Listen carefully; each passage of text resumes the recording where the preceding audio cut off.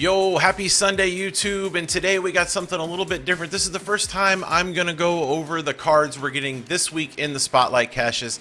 If you've not been around my streams this week, I don't even want to talk about Spotlight Caches. I've had the most roughest week when it comes to Spotlight Caches. Let's roll that beautiful bean footage. If you're going to do this... No! I didn't... Ow! No! I didn't click it! Oh, God damn it! He's not beating people up. No! God damn it, Ring! Fucking... Fuck! Yeah, that's right. Not once, but twice I accidentally opened Spotlight Caches, and I have none now for this week, so I might have to throw a little bit of ducats because I'm going to need X-23 this week, and I really want the Silk variant, so we're going to get into these three cards, whether it's worth it this week or not. Let's go. Alright, first up we have X-23. She's a new card, Series 5. When this is discarded or destroyed, regenerate it at a random location and you get +1 energy next turn. Right out the gate, obviously it's going to be discarded or destroyed she's going to be in, but I think her strongest play this week, and until she gets there's a few more cards coming soon, I think destroy is the obvious answer with Carnage, Venom, Deathlock, Killmonger. You could continue using her as something to feed your Death, your Null, and all your destruction. She fits perfectly in the current destruction deck with Nimrod and everything like that.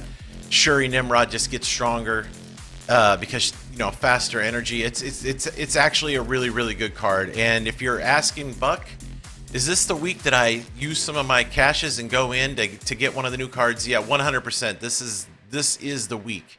Lady Deathstrike was okay. I got her. She's going to be better. I think eventually she's going to be really good. But X-23 is just one of those cards that you really want to try to get this week. I'm going to do everything I can to make sure I get it. So I have some decks this week to put her in because she's totally broken. Like I said, she's a card that costs 1 energy, 2 power. It has an effect when this is discarded, destroyed, regenerate it at a random location. You get +1 energy next turn. It has variants from Peach Momoka, Ryan Gonzalez, Venomized Baby, Wolverine, and Met categories. The original card art is colored by Eduardo Mello and drawn by Ryan Kinnard. The character's bio: born from a sinister experiment, X-23 is a mutant of incredible strength and lethal prowess. With the same regenerative abilities and adamantium claws as Wolverine, she fights alongside the X-Men and X-Force, carving her own destiny. Escaping her dark past, Laura Kinney embraces her humanity, becoming a symbol of resilience. And all this great information can be found on Untapped GG.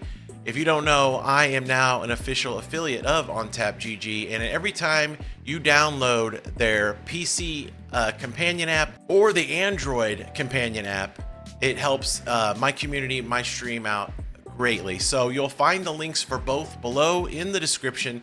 Untapped GG companion app, PC, and for Android. So make sure to download those today and get your account linked up. You can keep track of all of your stats. As you can see here, my stats right here. My most successful deck has been not the FUJTs, Surf and Spider People. As you can see, 63% win rate, 88 and 52. So I have quite a large sample size, 140 games. This deck right here is super fun and it's super good, and a lot of people don't see it coming. I know there's a lot of move going on right now, but this mixes move, Silver Surfer, and a fun Kingpin play at the end. So if you haven't watched this video yet, Surf and Spider People, look it up on my YouTube and download the Untapped GG companion app today. All right, next up we have the Nebula Chibi variant. Nebula is played in so many decks. She's such a good card. So if you hit this, I wouldn't be upset. Chibi is some of the best variants there are. Currently, I have the Dan Hip and I have the Bartel, which was on the Battle Pass. But if I hit the Chibi one, I wouldn't be upset. Like I said, or the Nebula, she's a great card. 1/1 each turn your opponent doesn't play a card here, she gets +2 power. If you're not familiar with Nebula, you should be. If you don't have this card yet, you get this card from your Spotlight Cache, no reason to be upset. One of the best cards in the game, one of the best 1-drops in the game, if not the best 1-drop. So hitting Nebula is not a bad thing if you don't have her. or if you have her, this is one of the best variants. That is just super cool. All right, last up we have one of my current favorite cards, Silk. I got this card when she first came out, and a lot of people were like, oh man, that's a waste of 6,000 tokens. Let me tell you how many people in the last week, 2 weeks, have went and spent 6,000 tokens on Silk. Here is the base card. After any card is played here, this card moves to another location. And right now, this card is just being broken by all kinds of move decks, including my Surfing Spider deck. Totally. And this art right here, I mean, let's look at all her variants, right? She's got a lot of variants. We got the Pixel. We got the one you can get from Spotlight this week, which is the Jung Guan Yoon. I hope I didn't say that wrong. We have the Baby. We have the Ryan Gonzalez. We have the Venomized. This regular just variant, which is done by Luigi Amy and Eduardo Mello. We have another variant here done by In-Wook Lee. And then another one done by Tim Sang. These are all really nice. They're all really nice variants. But if you look at these variants, which one stands out to you the most and is the one that you're like, man, that's really dope? Ryan Gonzalez is pretty cool. But this one right here, the one we can get this week in the Spotlight Cache, is absolutely amazing. And I hope that I can get enough Spotlight Caches this week to get it. I'm going to be very sad if I don't, because I don't have a Silk variant yet. And this, if you're going to get one, you might as well get one of the best ones. This one here is really cool too. The Venomized one is really dope too. But I really think overall this is the best looking Silk variant, and I really hope that I get it. If you do not have Silk yet and you're like, man, should I try to go for it? Yes, this card is totally great. 2 costs, 5 bodies. Sometimes she moves into a spot you may not want her to, but most times she's an MVP. And with Kraven and with Spider-Man now and everything, it's just such a great card.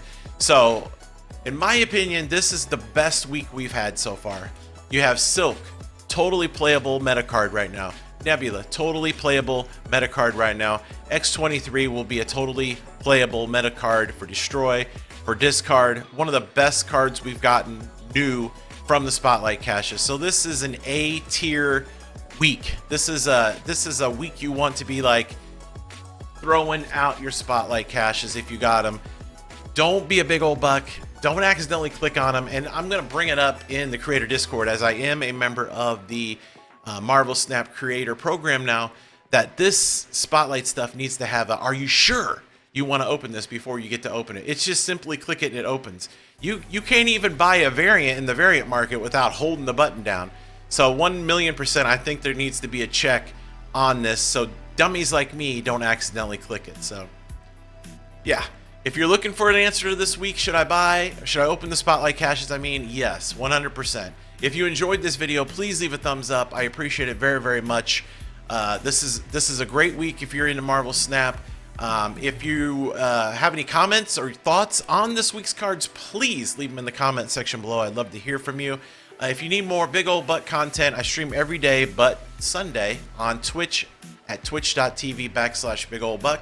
But you can find me here on Sundays and every other day on YouTube. I upload every day here, so come check out the great Marvel Snap content that I try to put out every day, even if it's me being a bonehead and deleting Spotlight Caches. It's here, and I don't hide anything. All my decks I play live on stream, so there's no, oh, Buck, you just show wins, you don't show losses. I constantly show if I lose. Otherwise, you guys won't know, how the deck plays against bad matchups. I mean, what's the point? Anybody that doesn't do that is disingenuous, but I digress. I hope you have a great rest of your Sunday, and until next time, you can catch me right here, same Buck time, same Buck channel.